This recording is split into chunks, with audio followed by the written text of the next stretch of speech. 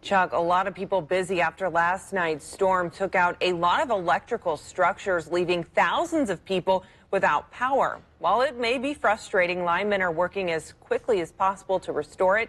Madison Porter joined a crew this afternoon to see all the work they do after a strong storm. Madison. Janice, Ameren has what they call a smart grid. It allows them to pinpoint areas without power, but finding the physical cause requires boots on the ground.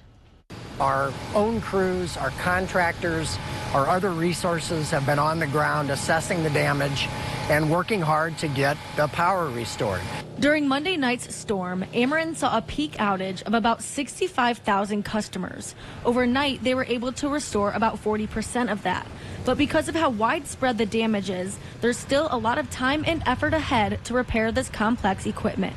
It is an environment, though, where we do have to get our eyes on the damage. It's a matter of then following that process, get the resources in, get the equipment that they need, make sure it's safe and secure, get the pole in, get the wires strung, get it energized, and then turn it back on to make sure the lights come back on for the customer.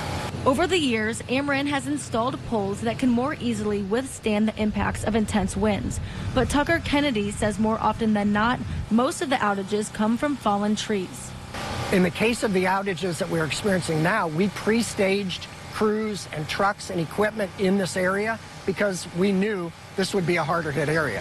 Repairing damaged power lines can be a multi-hour process. Kennedy says he understands it's inconvenient to be without power, especially in hot and muggy weather, but patience and understanding is a virtue. Being in trailers, it traps heat, and we're probably going to end up having to get a hotel or something so we could be in air and not burning up. Because of the scope and widespread damage, Kennedy estimates about 80% of people who lost power from last night's storm should regain it by 10 o'clock tomorrow night. In central Illinois, 12,000 people are still without power. Janice?